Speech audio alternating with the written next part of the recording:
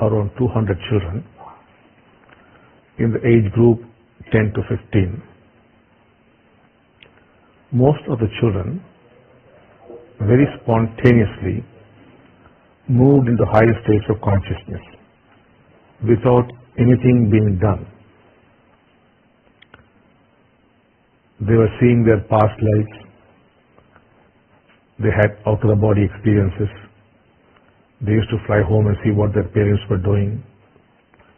They used to talk to trees and strange phenomena like the clouds following the children, children talking to God, the gods that were worshipped in their homes. So all kinds of things very naturally happened, and they also became very naturally healers. Nobody taught them anything. They could heal themselves, heal others. So many such things very spontaneously happened. This phenomenon later grew into what we now call the oneness Diksha or oneness blessing, as it is known in many countries of the world.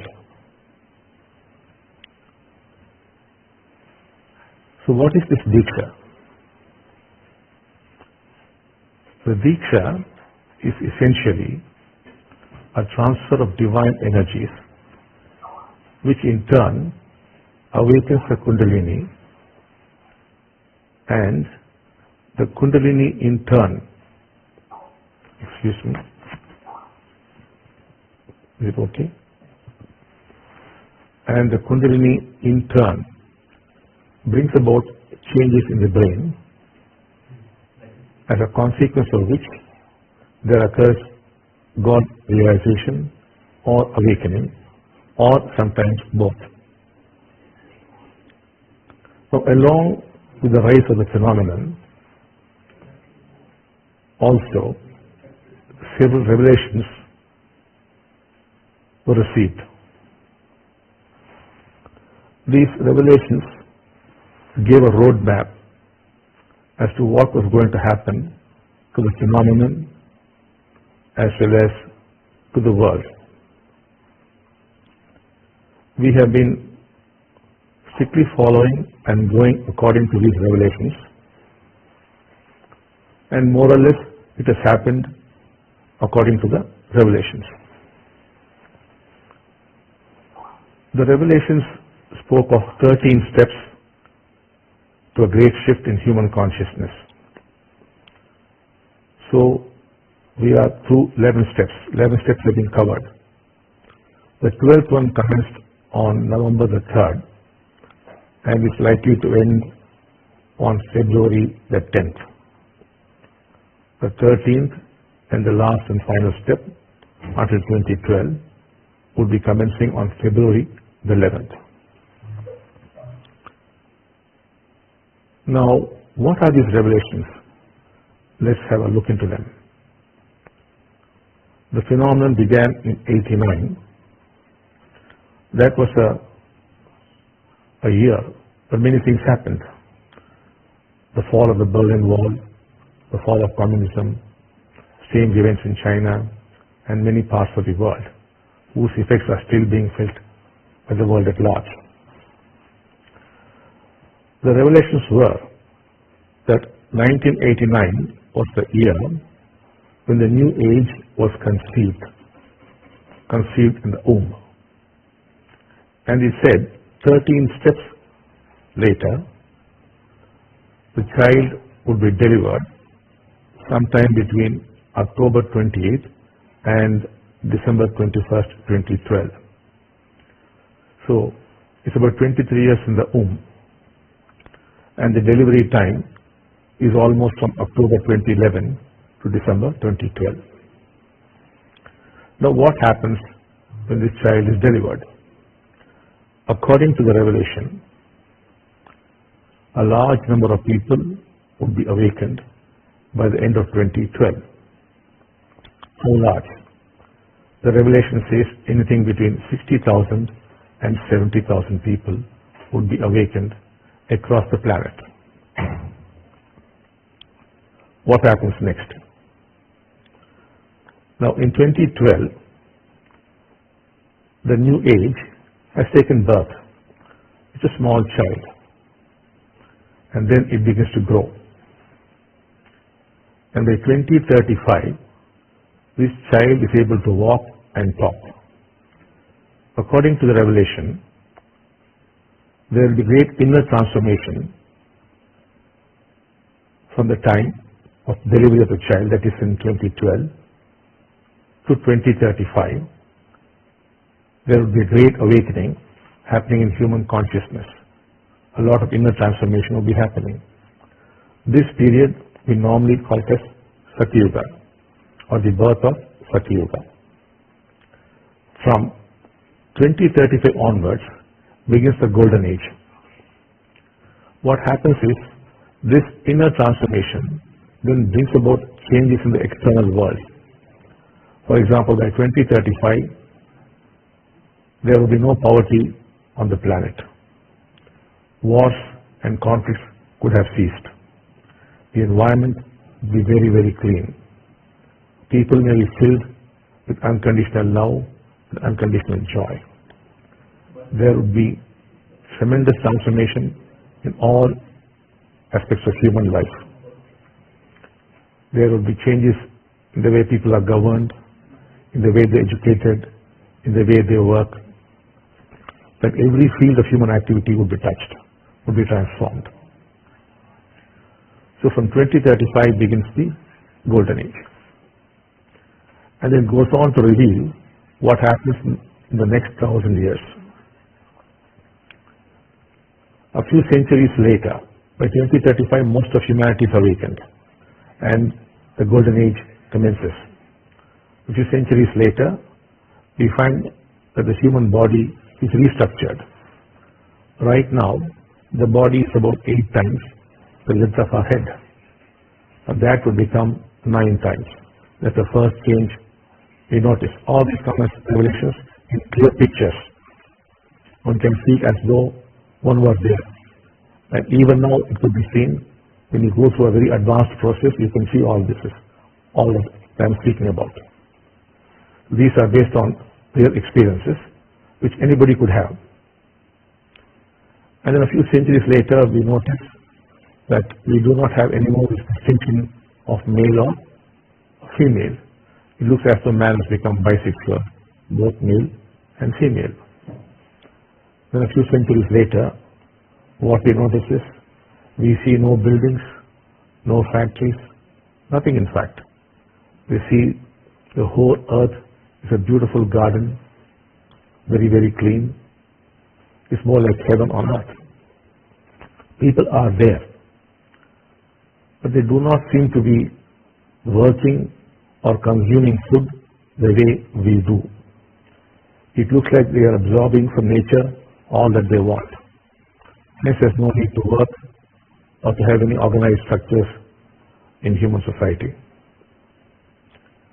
When they do want to travel, they hang their bodies on branches of trees and move out in their consciousness, go wherever they want, and again materialize and talk to people, do whatever they want, and again return. Very much like what Amma Bhagavan do very often. They seem to be doing similar things. Now that's about 1,000 years from now. So there is a tremendous acceleration of growth starting in 2012. It grows exponentially in terms of consciousness as also in terms of technology. Amazing technology will be in place. Most of today's technologies will be dead and gone, and new technologies will take their place. Amazing technologies which will also help man rapidly grow in his consciousness. They would not be opposed to each other. In fact, they might become complementary to one another. So that's how the revelations came through. Very clear pictures of what's going to happen. And now, for example, it said there would be a shift in consciousness on November the 3rd. It exactly happened like that. Now, what happens when this shift in consciousness occurs? there is either awakening or God realization or both. Now, what do you mean by awakening?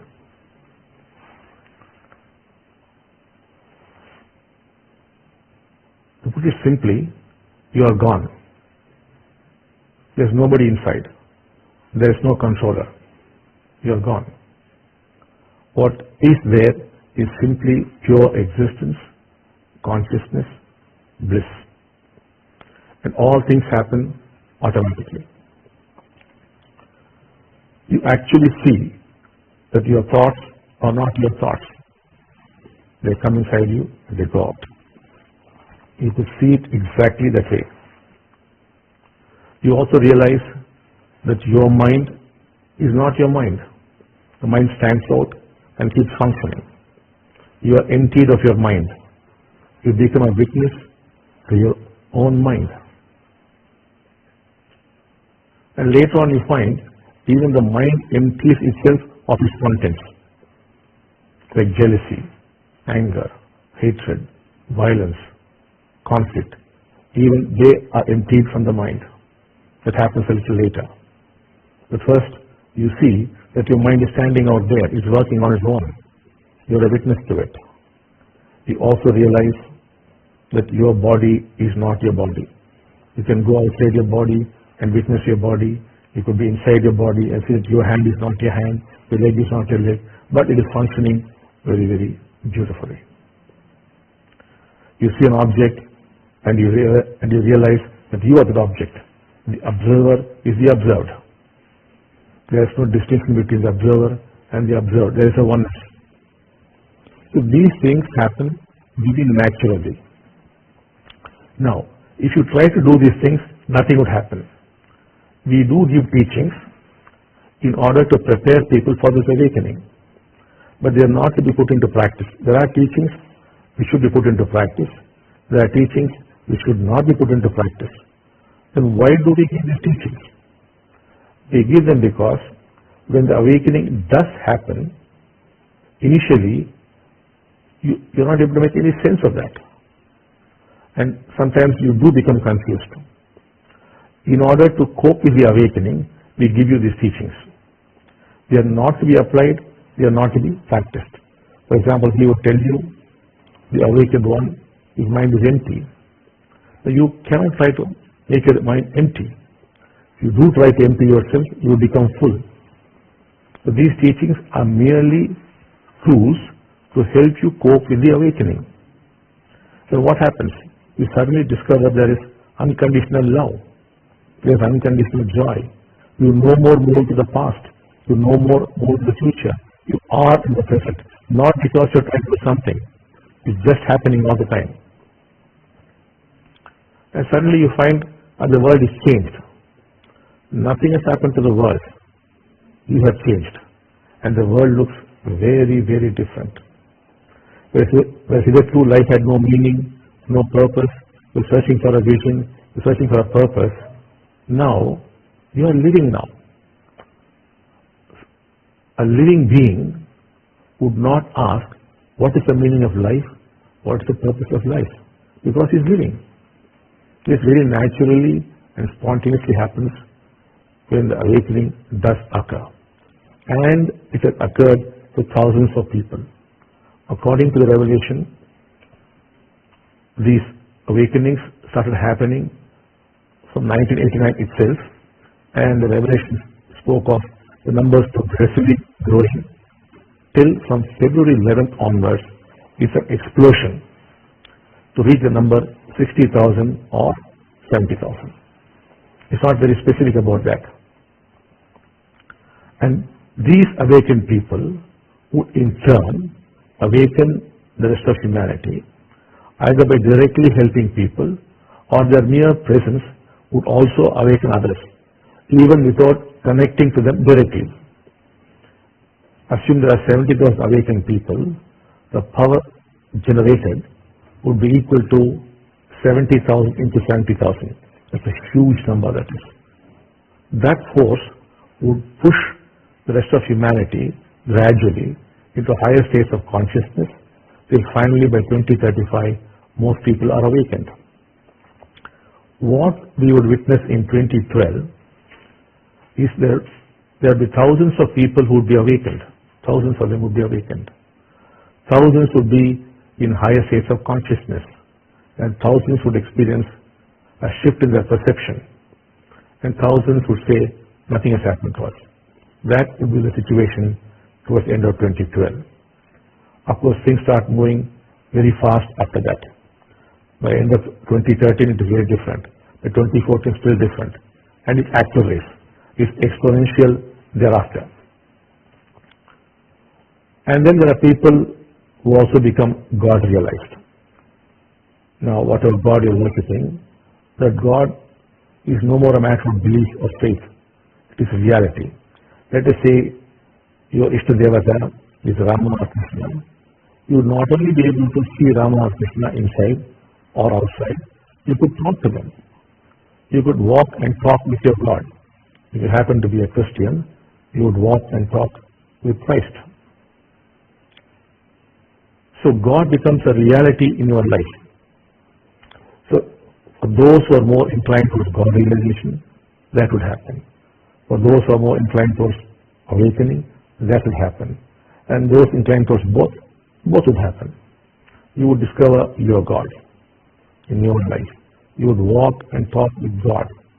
You would no more be the orphan you are. Because with that kind of communion with God, you can get whatever you want. The most mundane things, the most advanced spiritual states, your God would give it to you. That is God realization. So, now let us see what are the consequences of either awakening or God realization. Awakening or God realization, the individual becomes completely transformed.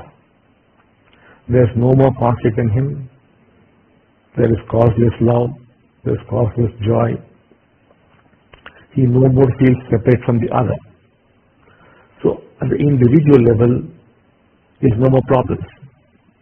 He's just a happy human being. When that happens, it affects the whole of his family.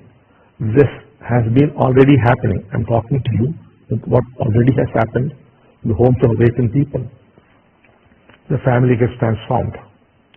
And once the family gets transformed, we have noticed, people who come in touch with these families, they are getting transformed. In other words, it moves into society very naturally, very automatically. And from there it moves on to any other part of the country. So we can clearly see here, individual transformation would bring about a global transformation. When we say this, we do not mean the world is going to change.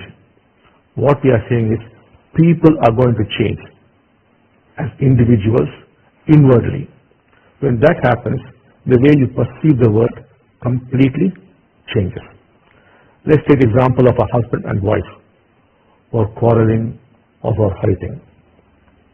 Now suddenly when a shift occurs, what happens is he develops a completely new perception about his wife and the wife about the husband, and instantly the conflict ceases. And there's tremendous love between them. It does not take time. It's almost instantaneous when the shift occurs. So the whole atmosphere of the family changes. It affects the children. It affects their near ones, near and dear ones. It affects their surrounding. That is how things will start happening in the world. We begin to perceive the world differently.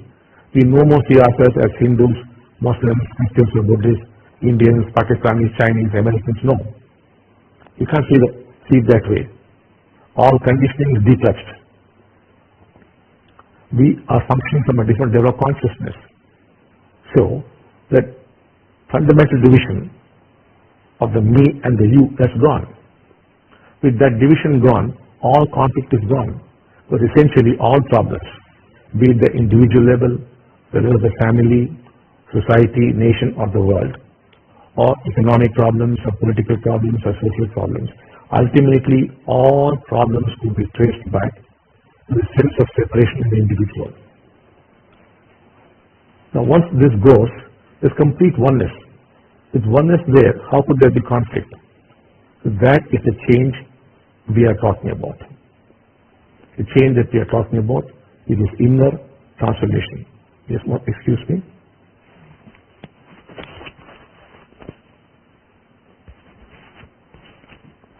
I hope you are able to hear me clearly. So the consequences of God realization and awakening is there would be a global transformation which could pave the way to gradually remove all human problems. Because all problems emanate from the single basic fundamental division of the you and the me. Once that is gone, all problems will naturally dissolve. So through individual transformation, there could occur global transformation.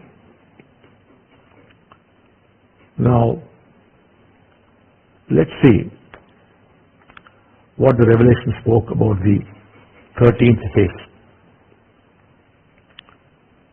The Revelations say that starting February 11th, awakening would happen very, very fast.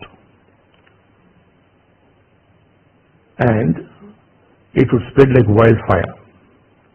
So all that is required is passionate seekers who are concerned about the state of the world today, who are concerned about man's condition, who are concerned about the earth's condition, who are concerned about the suffering of all other species. If that passion were there in you, these are the people who would quickly become awakened. The purpose of this webcast is to reach out to such people who are passionate about individual transformation and global transformation, who are concerned about the issues confronting man today. These people would be able to transform themselves very, very fast. After they are transformed, they would have the power to transform others. And not only that, their mere presence, their raised levels of consciousness would help others also to very naturally raise their levels of consciousness. So these numbers are supposed to be around 70,000 people, anywhere between 60 and 70,000 people, who would then bring about this global transformation starting with 2013. These 70,000 people would arrive by the end of December 2012, and then they work for the others, and they keep working thereafter. So now, what you have got to do is, we will have these webcasts every Saturday Indian time, 10 in the night, 10 p.m. and Sunday mornings, 10 a.m. You could join this webcast and meditate with us. You may have to create a dark room in your house, which we call the sacred space. After this meditation, we should move into the dark space, or what we call the sacred space, and start meditating on the teaching you are given for that week. So that is the way you have got to prepare yourself. And in February, we will give you the process. This process you could apply in your own homes. And in your very homes, you could become awakened. So that's what the 13th step talks about. And there are several models in different faiths of the world, which would also help us understand this phenomenon. For example, in Buddhism, Padmasambhava, who took Buddhism from India into Tibet, he said, when the iron birds fly in the air and when pink-faced people come, the world would become awakened. Now, iron birds do fly in the air. We have our modern aeroplanes flying in the air. And if you come into our campuses, you'll find a lot of pink-faced people, a lot of Westerners there, very passionately seeking awakening and God realization. So the time has arrived. And they say in less than 3 minutes, people would become awakened. But every day people are becoming awakened. Of course, for February is going to be much, much faster and much, much more powerful. And we do notice that the shift is happening in less than 3 minutes. If we have a clock and we closely watch the person shifting, it happens in less than 3 minutes. We see that there. And in Hinduism, they speak of Kalki and an army of 64,000 people. In somewhere between 60 and 70, they speak of 64,000 people. Now, what does the horse represent? It represents, Kalki is supposed to go on horseback with a sword. And according to the revelation, the horse represents speed. And the sword represents Diksha. And who is being slain? The sense of self, the sense of individual separateness, the sense of me. That is what is being slain. So, we have very beautiful parallels. Now, if you were to look at Christianity, if you listen to Christ's words, Christ says, the kingdom of heaven is at hand. And the Revelation says, the kingdom of heaven is from 2012. The similarity is there. And then Christ says, I shall baptize you with fire. And here we find Kundalini is being awakened, and Kundalini is fire. And then Christ says, the kingdom of heaven is within you. And what is this awakening of God realization? It's something which happens inside you. And then Christ says, break, and the kingdom of heaven shall be yours. If you look at our teachings, you will notice that we are continuously breaking you inside. When the breaking occurs, then the Diksha becomes very powerful, and the Kundalini awakens in a big way. So you have these similarities. And from many other faiths, we could go on drawing similarities. There are lots of similarities are there. So it looks like the time has arrived for this global transformation and possibly an end to human problems. So we would like to invite all those people who are serious about this kind of transformation to join us in this weekly webcast and participate in these meditations and get ready from February onwards to work on themselves in their very homes and to get awakened or God realized or both. It all depends on you.